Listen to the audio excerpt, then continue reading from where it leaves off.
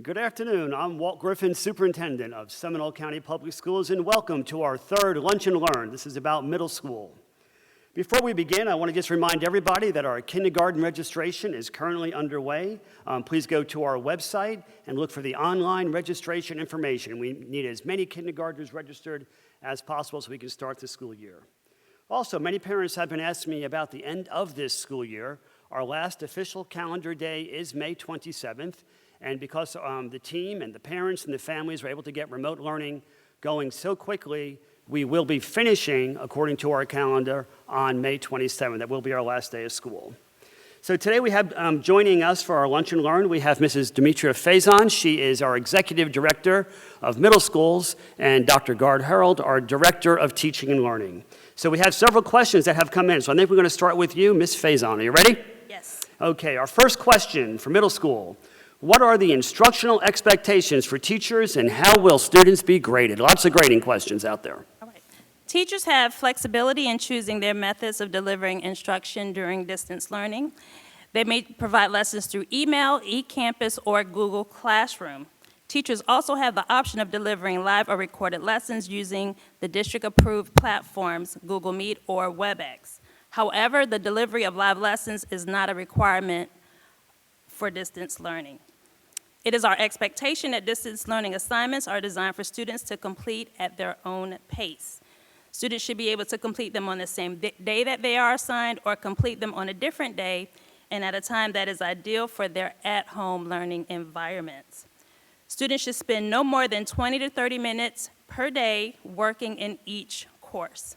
Students should have a minimum of 2 graded assignments per week for core academic courses and 1 graded assignment per week for elective courses. Please contact your child's teacher or school principal if you have concerns about your child's workloads. We are required to give grades for the 4th quarter. Families may check their child's progress in his or her classes by logging into the Skyward Family Access platform. All graded assignments are listed in the Gradebook tab, which is located on the left bar. Middle school progress report grades will be available soon in Skyward beginning April 23rd through April 29th. Schools will communicate their specific progress report windows to their families. All right, thank you, Mrs. Faison. Next question for Dr. Gard Harold, our Director of Teaching and Learning. This is a good one because we get asked this all the time and questions are coming in right now. What is available to help our families navigate the various platforms that are being used? So first off, Dr. Griffin, I want to congratulate all of our families who are still in it with us. We are in week 4 of distance learning already, so anybody that is on this Facebook Live right now or views it later, kudos. It is week 4 and you are still hanging in, so well done. We do have in every student portal, we have the academic support tile, and it looks something like this. And so for every student, every teacher, every staff member in that academic support tile, parents, students, teachers can find tips on how to use Google Hangout Meet, how to use Google Classroom, how to use eCampus, how to use student email, and all sorts of resources to help make this a successful experience for all involved. Additionally, there is the ability for individuals to make connections with content experts in all of the core content areas from grade K through grade 12. So if parents or students are getting frustrated and maybe they're having a hard time reaching their teacher, and they have a need for just-in-time support, then they can reach out to those content experts that are listed in the content support tile for all of those core content areas. Right. Before we go to Mrs. Faison's next question, just a reminder to everybody that at the conclusion of the English segment of this, we will have this translated in Spanish for all our Spanish-speaking listeners. Okay, Ms. Faison, you ready for another question? Yes, sir.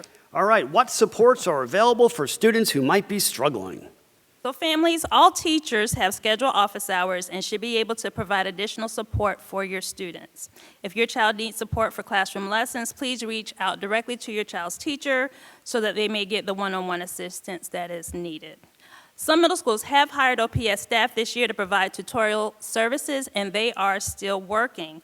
We also have instructional coaches who are available to provide another layer of academic support for our students. Please call your school for contact information and office hours for these staff members. And also, as shared by Dr. Gard Harold, there is academic support available in multiple subject areas from secondary specialists in the Department of Teaching and Learning. Your child may call these specialists directly for assistance. And again, their contact information and office hours are listed in the academic support tile in the student portal. Hey, Ms. Faison, how about students that have IEPs or limited English proficiency? What supports are available for them? So again, we have classroom teachers, support facilitators, and school-assigned tutors who are available to assist our ESC students with lessons. Each child's case manager should also be in contact with families to ensure that the temporary distance learning plans that were co-created are meeting their child's educational needs during school closure.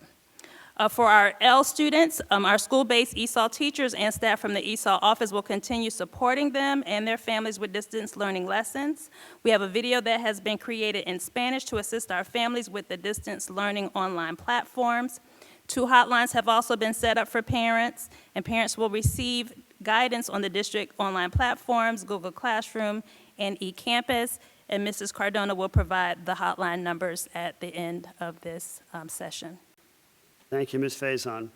Dr. Gardhell, parents want to know how their students are doing. How do they effectively monitor them to ensure the students are progressing as they should be? So I'll answer this question both as a parent and as the Director of Teaching and Learning. So we made a very quick transition from classroom learning to distance learning, and so we provided support to our teachers in using 3 different modes for communicating with their families, and the first being Google Classroom, the second being eCampus, and the third being simply email, based on the comfort level that already existed for the teacher. So we didn't have time to make teachers now the expert in eCampus if it wasn't something that they were familiar with. So we wanted to give them the platform that was most comfortable for them. So what I found as a parent of a secondary student was that I had to step back and take an opportunity to learn from my son how he typically interacts with his teachers, how they typically expect work to be handed in, and what types of variances and expectations those teachers have. And so what has worked for me, and I know has worked for some others, is that we have a cheat sheet hanging on the refrigerator that says, this class, we use this platform, this class, we use this platform, so that every morning when I go in and I go through the list of daily assignments and what's due, I know, I've gotten to the point now where I know which class uses which platform, and so I'm not having to bounce back and forth between them. I do all of the Google Classroom things at one time, and then I do all of the eCampus things at one time. So the other thing for parents to remember is you are new at this and you are doing great. So give yourself the grace to make some mistakes. We want this to be positive for everyone. So reach out to your child's teacher if you're experiencing issues, and they are happy to support you. Many of our teachers are also parents, and they are doing the at-home learning on the teacher side just like you are, and so they'll have a lot of empathy for what you're going through. It's a great time for open communication, and so we just encourage you to make sure that you are having open communication with your child, their teacher, and lots of patience and grace with yourself. And that's the voice of a parent. Thank you, Dr. Gard-Harrell. As soon as the governor and the commissioner closed regular schools for the rest of the year and told us to stay in a distance learning platform, parents started asking about summer school. So, Ms. Faison, at this point, what summer school opportunity is going to be available for middle schoolers? So our middle schools are not having a traditional summer school learning opportunity, but we are encouraging our middle school students to participate in the Let's Read Seminole initiative, and we're also rolling out a new K-8 summer math challenge to engage our students and our families in math learning at home, in the community, and really help support that love of mathematics. These brochures will be available electronically on the SCPS website next month. Thank you, Ms. Faison. Let's ask about food pantries. I know some of the middle schools, many of the middle schools have food pantries. What days and hours are they open? Yes, so 9 of the 12 middle schools have food pantries: Childs, Greenwood Lakes, Indian Trails, Jackson Heights, Millennium, Milwee, South Seminole Academy, Teague, and Tuscaloosa. All pantries are open on Fridays to serve their families. They all have different hours of operation, so please call the school to schedule an appointment, as they are doing curbside service with our families. I would also like to remind our families that Seminole County Public Schools Red Apple Dining is also providing free breakfast and lunch meals at 14 distribution sites for students 18 years or younger. And they have also partnered with the Transportation Department to establish community meal stops. So please visit the SCPS websites for details regarding these specific locations. Thank you, Ms. Faison. I see some questions coming in about how can this video be shared, so I hope I'm answering this correctly. It's on Facebook Live as well as YouTube Live, and you can share the YouTube with your friends and families. Okay, Dr. Gard-Harold, what virtual online options will be available for students when school resumes? So we have some parents that are indicating that their kids are really thriving in this environment. And so we want to make sure that we offer what Seminole County has been known for so long, and that is the ability for students to have a flexible pathway toward their success. And so we are currently evaluating all options for hybrid education, for virtual school. We do have our Seminole County virtual school already, but what I do want to caution parents about and families and caregivers, this is what we are experiencing right now is not the equivalent of virtual school. What our students are experiencing is in response to a crisis. And so what we need from our families is if they believe that their child is really thriving in this environment and they think that virtual school might be a good option for them, they need to reach out to the Seminole County Virtual School and get a little bit more clarification as to what those expectations might look like in the real world as opposed to in the midst of this crisis. So we will continue to develop online learning options for all of our students so that we have flexibility for place, pace, and space that our students are operating in, and we want to make sure that we continue to offer Seminole County families the great options that they've always had. All right, thank you, Dr. Gard-Harold, and thank you, Mrs. Faison. That's all the questions that we have at this point. Before we turn this over to Ms. Cardona to interpret this in Spanish for us, please, just a reminder that kindergarten registration is underway. Please go to our website and follow the online instructions for registration. We want those kindergartners registered so we know how many teachers to hire, how many classrooms to have available, and so we really need kindergarten registration to pick up a little bit. Our numbers are much lower than they have been in the past, and I get it, I understand why. Okay, at this time, I'd like to turn this over to Mrs. Minnie Cardona.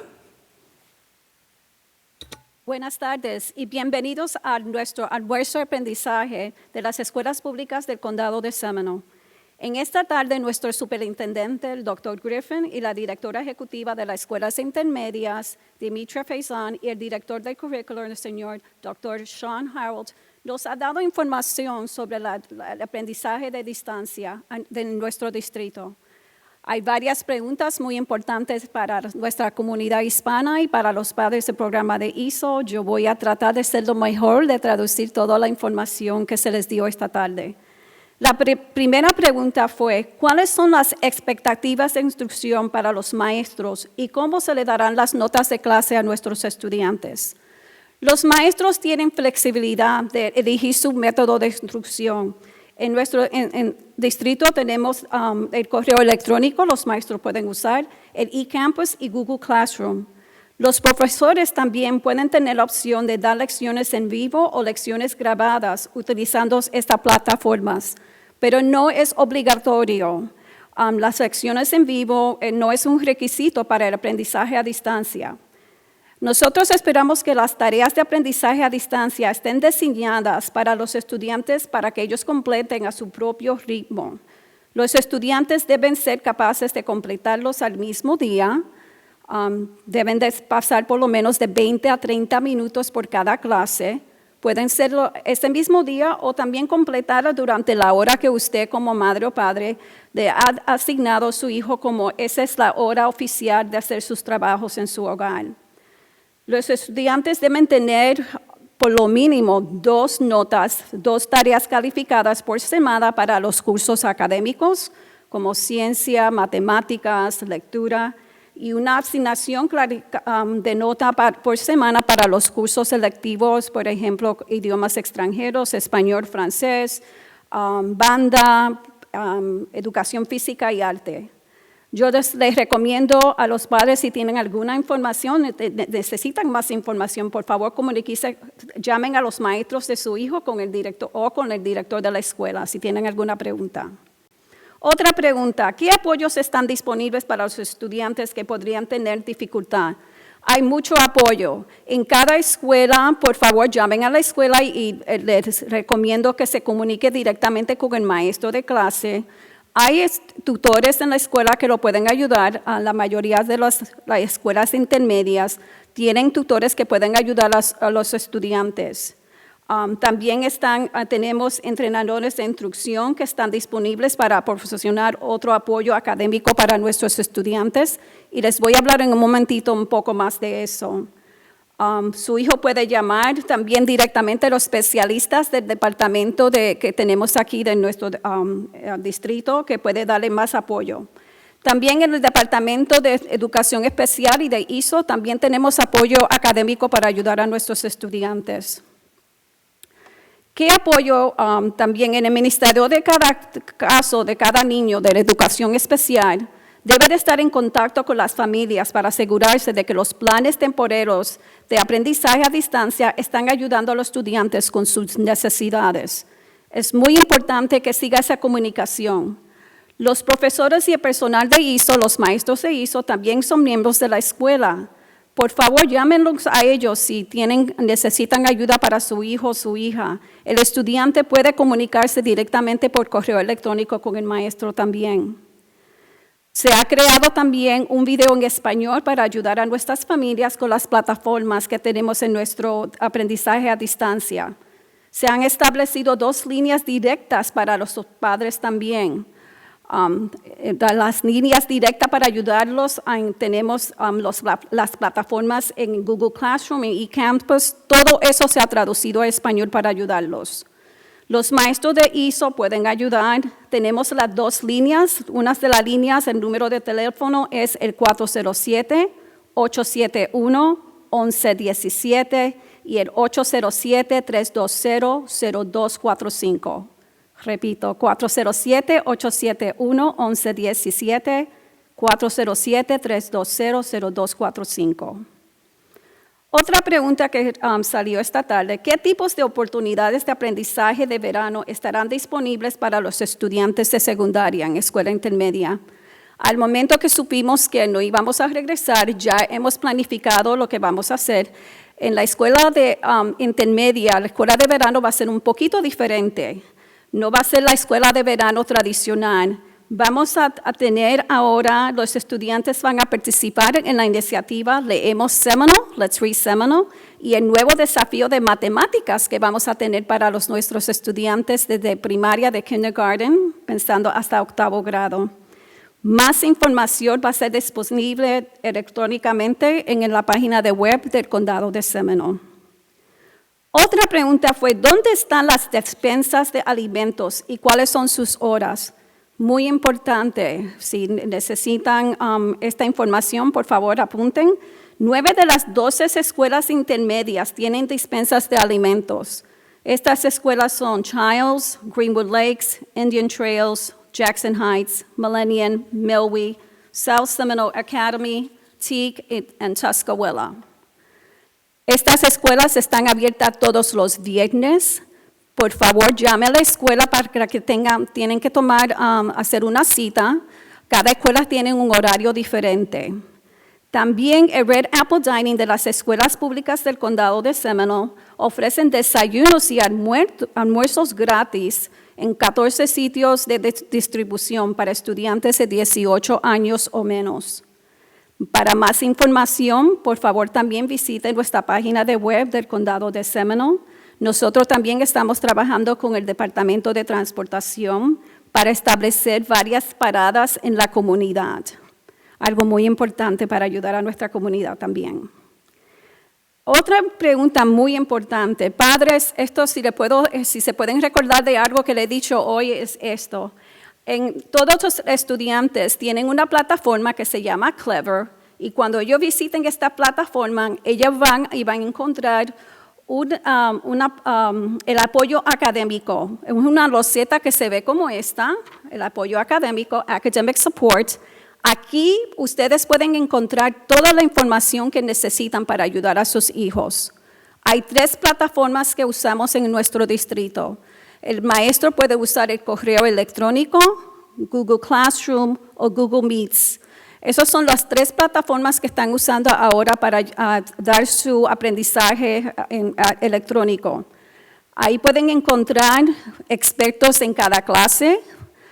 Tenemos expertos en ciencias, expertos en lectura, matemáticas y ciencia que pueden ayudar a sus hijos y darle información a ustedes también como padre, cómo navegar este sistema que estamos trabajando con ahora.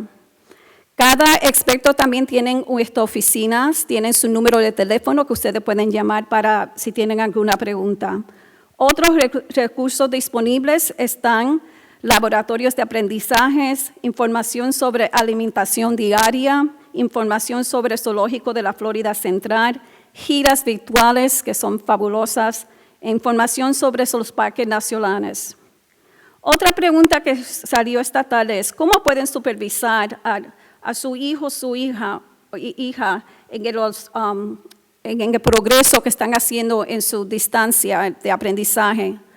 Es muy importante que ustedes estén al tanto, primero, como dijo el Dr. Harrell, que es muy importante, y yo les recomiendo que hagan esto. Hagan una lista de todas las clases. ¿Cuál plataforma están usando en cada clase? Por ejemplo, en la clase de matemática, ¿están usando Google Meets o están usando WebEx o están usando correo electrónico? En la clase de ciencia, ¿qué plataforma están usando ahí? En la clase de estudios sociales, ¿cuál es la plataforma que el maestro está usando ahí? Cuando ustedes ya tengan todo eso escrito también, escriba el horario para su hijo y su hija, a qué horas se están reuniendo o cuándo le están dando el trabajo a su hijo, cuándo tiene que entregar el trabajo, la tarea, es muy importante. Y al momento que ustedes tengan por lo menos algún plan ahí ya asignado, ponlo en la nevera que su hijo lo pueda ver, que usted lo pueda ver y así usted le puede dar el apoyo que su hijo necesita en su casa. Las notas de progreso van a salir al fin del mes. Usted también puede visitar el Skyward para ver las notas de su hijo y su hija. Muy importante, ahí pueden ver si han entregado el trabajo o no. O si tienen dificultades, vuelvo y repito, llame a la maestra del salón de clase para pedir ese apoyo que usted necesita para su hijo o su hija. Otra pregunta que hablamos también, es qué opciones virtuales en línea estarán disponibles para los estudiantes cuando regresen a la escuela. Y todos sabemos que esto ha sido algo nuevo, algo que no hemos visto. Los maestros están trabajando fuerte y nos sentimos muy orgullosos de todo lo que hemos hecho hasta ahora, pero quiero que sepan que esto no es lo normal, no es equivalente a una escuela virtual. Vamos a seguir creando esas lecciones para ayudar a nuestros estudiantes. Vamos a hacer lo posible y vamos a seguir trabajando hasta el final del año para asegurarnos que su hijo y su hija tengan la mejor educación de nuestro distrito de Seminole County. Y la última información que el superintendente nos dio es para los padres, si conocen alguna familia que tengan un niño o una niña que van a entrar al jardín de infancia, kindergarten, ya comenzamos la registración. Está bien si no tienen todos los formularios. Por favor, lo importante es que comiencen con el progreso de registración. Pueden encontrar la información en nuestra página de web también del distrito. Y como dije, no es necesario que tengan todos los formularios, pero sí es muy importante que comiencen con el progreso. Aquí estamos para servirles del distrito del condado de Seminole County. Les deseo mucha suerte y por favor sepan que estamos aquí para ayudarlos. Muchas gracias. Thank you, Mrs. Cardona. And thank you for joining us today for our third Lunch and Learn tomorrow, Friday, 12:30, high school issues. So please join us then. Thanks, everybody. Any questions came in?